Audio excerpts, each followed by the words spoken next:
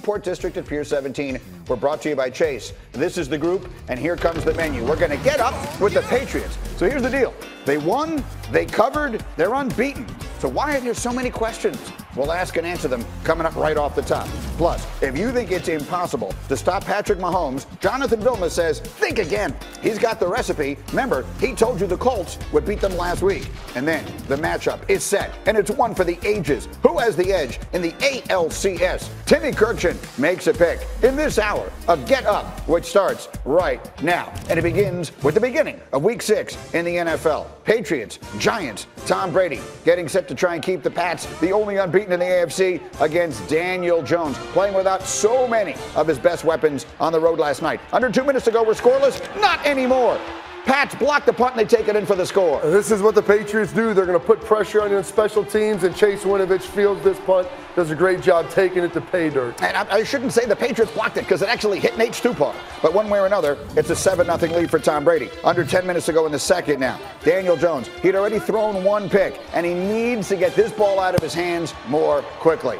Buying time. New England rush eventually gets there. You have to throw it away, young man. He gets hit on the arm. One of multiple interceptions in the game. It's unfortunate here because he played pretty well outside of that. Leads to another New England touchdown, so it's 14-0. But on the next Giants possession, you know who they get back? With all the guys they've lost. They get back Golden Tate, and he's going to the house. What a throw right there by Daniel Jones. Puts it right on his fingertips. Great catch by Golden Tate. He was the only guy making any plays last night for Danny Dimes. So it's 14-7, and then hold on. The much-maligned Giants defense gets into the action. They're going to hit Brady, and they're going to take it in for the score. One of the rare times Tom Brady held on to the ball too long. You see the sack coming right behind him, trying to make that play. And then, of course, this is what gives the Giants life. You can get points outside of just Danny Dimes throwing for a touchdown. You can have a chance to win. That's Marcus Golden taking it to the house.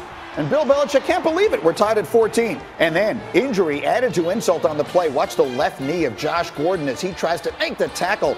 And that thing gets twisted up underneath him. He would not return to the game. We're still waiting for an update. Well, how would Tom Brady respond? Usually pretty well. 2 minutes to go in the half. 1st and 10 near midfield. That's Brady. This is Jacoby Myers. Who? He's throwing to guys no one's ever heard of. He's from NC State.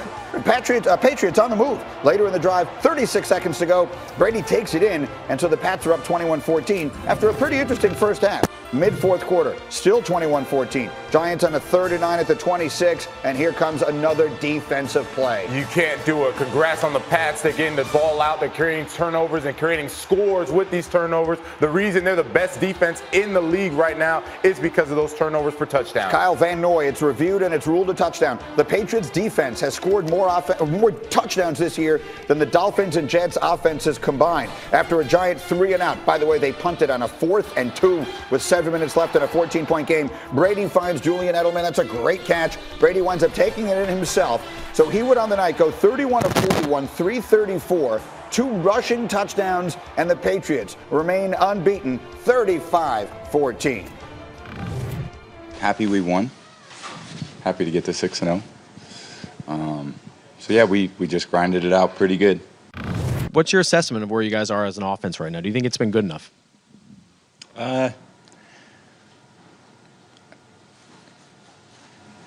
We'll see.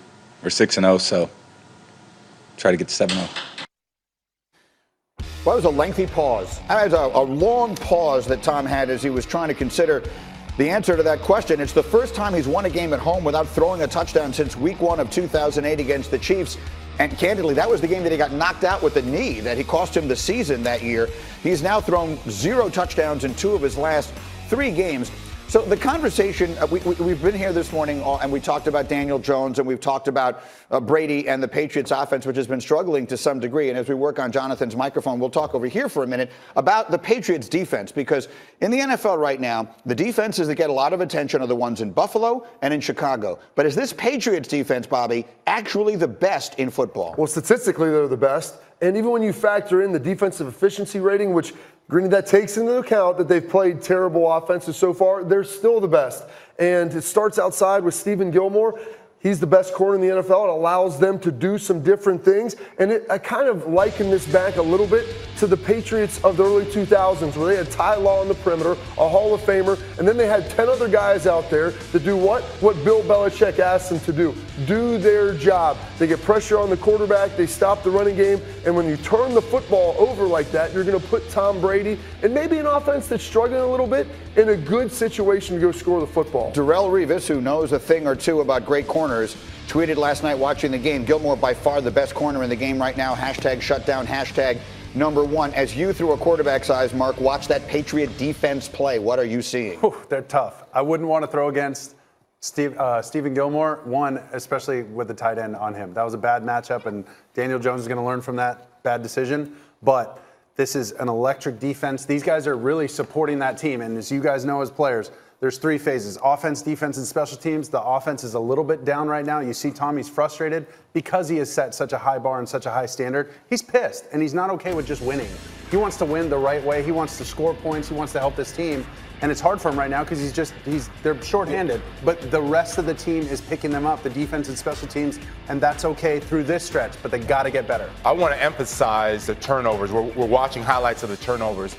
That is the single most important stat outside of points against for any defense. That I remember my championship run, Super Bowl championship run, all we cared about was getting turnovers, getting takeaways, and not giving up points on the board. I don't care if you have 500 yards. If we have 5 turnovers in that game, we're winning, period. It feels to me like the way the game is played now, the way it's officiated, the way the rules are put together, the defenses are not, no matter how good you are, you're not just going to stop offenses cold. So to your point, can you make game-changing kinds of plays? And that is turnovers leading to points. And not only did they take one into the house last night, and obviously the special teams, they also had a pick that set up a short field. So they're doing the things that the great defenses of this era can do. And they do it not just with great players. Like I said, I mean, it's the fact they play smart defense. Defensive guys, you watch that film, Vilma, you see at the beginning, the snapshot you see at the snap is not what you see after the ball is snapped. The quarterback, it changes dramatically, and that's why they always give young quarterbacks so much trouble. It is their disguise. Not Mark Sanchez. It's worth pointing out, by the way.